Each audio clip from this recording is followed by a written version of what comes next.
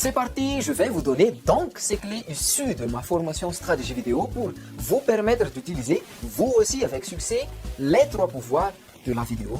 Mais tout d'abord, je dois vous dire ceci. Dans la vie, personne n'aime vendre. Et c'est normal. Je n'aime pas vendre, tout le monde n'aime pas vendre.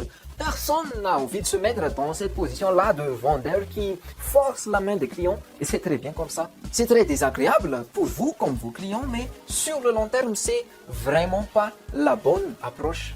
Quand je me suis formé au marketing auprès de Jeff Walker, c'est mon mentor, j'ai découvert une façon de communiquer qui n'était pas basée sur des techniques commerciales agressives, mais sur l'écoute active, la psychologie, la compréhension mutuelle et sur une relation authentique.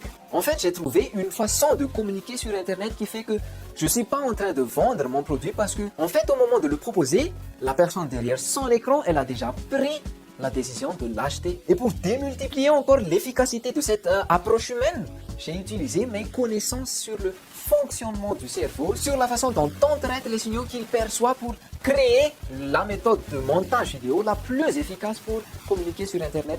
J'ai mis au point une technique de montage vidéo que j'appelle le neurovidéo, qui permet en fait de faire des vidéos entre guillemets hypnotiques, des vidéos que les spectateurs regardent jusqu'au bout, quoi qu'il arrive. Et en combinant ces 2 approches, un message authentique, structuré qui donne l'envie d'acheter avec un montage qui captive l'attention jusqu'au bout, c'est vraiment un cocktail explosif pour faire décoller votre chiffre d'affaires. Et pour faire ça, vous devez avoir les bons outils pour passer un minimum de temps sur vos vidéos tout en ayant un résultat épatant. Et vous devez avoir un ami doublé d'un expert pour vous donner les bons conseils et pour être certain que vos arguments sont présentés dans le bon ordre et savoir que chaque centime que vous allez investir dans votre marketing vidéo est bien investi.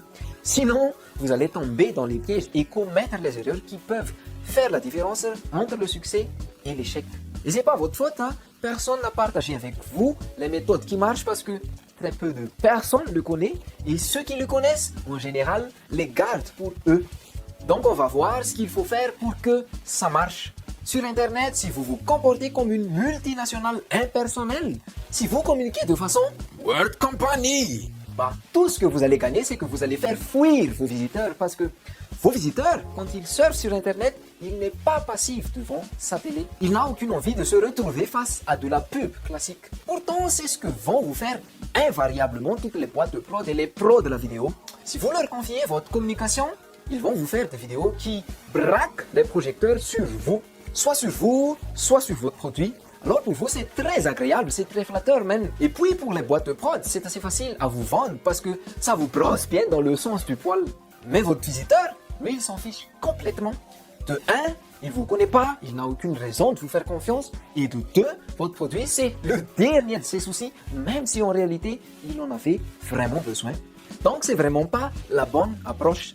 La bonne approche pour que ça marche sur Internet, c'est ce que j'ai appelé la stratégie ami. On va braquer les projecteurs, non pas sur vous, non pas sur vos produits, mais sur vos visiteurs. Et la raison pour laquelle il a atterri sur vos vidéos.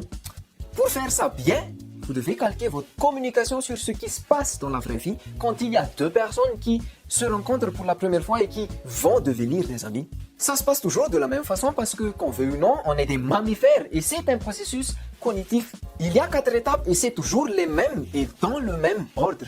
D'abord, il y a quelque chose qui attire l'attention des 2 personnes. Ensuite, il y a une connexion qui s'établit autour d'un point commun. Et puis, il y a un engagement émotionnel. Et enfin, un passage à l'action.